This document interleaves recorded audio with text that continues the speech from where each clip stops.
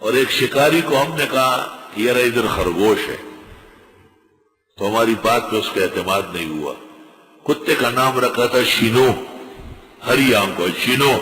یہ شینو دا کرنا کہیں خاں پکی گئی ماں وہ کتا لیڑ.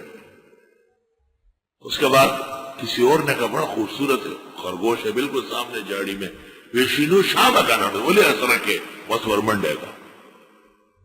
یقین کو اسی وقت ایسا پکڑ کے خرگوش ہو گیا. اللہ تعالیٰ نے ان کو جو فضل دیا ہے علم کو، اس علم سے کتے کی خصلت خود کھانا وہ تبدیل ہو جاتی ہے. باز اور شکرے کی عادت اپنے لیے شکار کرنا وہ تبدیل ہو جاتی ہے مالک کے لیے کرنا. ایک شکاری نے کتا چھوڑا تھا، وہ شکار پکڑ کے لے آیا، لیکن مالک ہٹ گیا تھا. ہمیں دیکھا مالک نہیں ہے تو بس شکار زمین پہ رکھ کے اور رونا شروع کر دیا کہ اب یہ مر جائے گا. تو ہم نے کہا ہم اس کو کاٹتے ہیں، ذبح کرتے ہیں، آپ کے مالک کو دیں گے.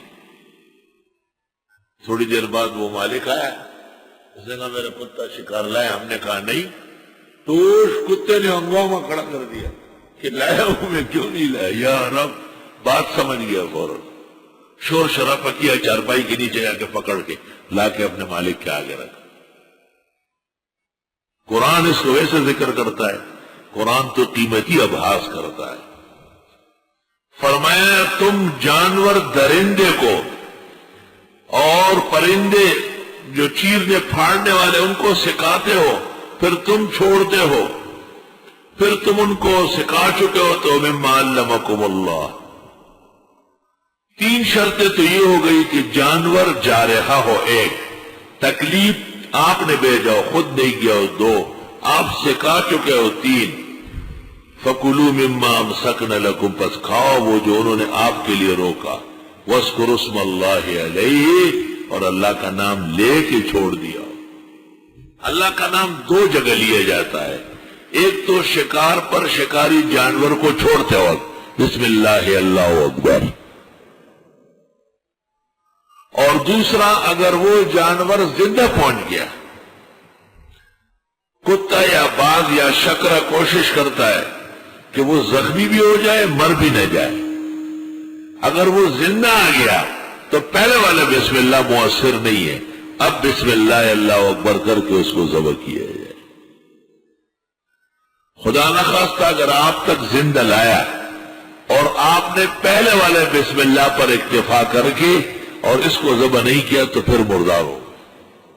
وہ بسم اللہ اس وقت مؤثر ہے کہ مزاحمت کے دوران باز سے یا شکرے سے یا شکاری کتے سے وہ جانور مر گیا اور آپ نے اس کو بھیجا تھا بسم اللہ اللہ اکبر پڑھ کر.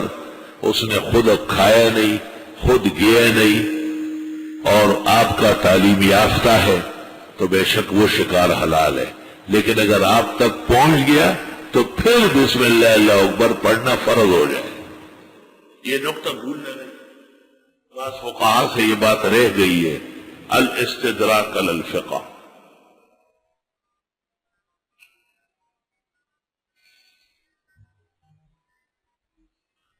یہاں 2 مسئلے ہیں. ایک مسئلہ تو یہ ہے کہ دیکھو کتے کو شکار سکھایا گیا، کتا کتنا ناکارا ہے. جس گھر میں ہو نیکیاں کٹتی ہے، رحمت کے فرشتے نہیں آتے الا کلب صید، مگر پیغمبر نے کہا شکاری کتا تو رہ سکتا ہے، او ماشیا او ذرا. کیوں؟ تعلیم یافتہ ہے. علم اور تعلیم کی برکت سے کتا ذوالقدر ہو گیا، احترام کا ہو گیا، اور کتے میں کتنی دیانتداری آئی کہ مجازی مالک نے جو اس کو ٹریننگ دی ہے، اس کو بھوک بھی لگی ہے، اس کو چاہیے بھی گوشت، لیکن نہ نہ نہ نہ اپنے مالک کو دے رہا ہے. تو غور کر لے کہ کسی ذی علم کو یہ اجازت ہے کہ وہ مدرسے کی، طلباء کی یا وقف چیز میں سے اپنے لیے استعمال کرے؟ اس کو شرم نہیں آتی؟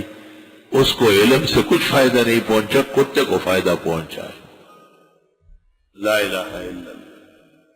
تو حاصل وہی نکلے گا کہ اس کی سرشت اور اس کی فطرت اس حرام خور کی کتے سے زیادہ خراب ہے.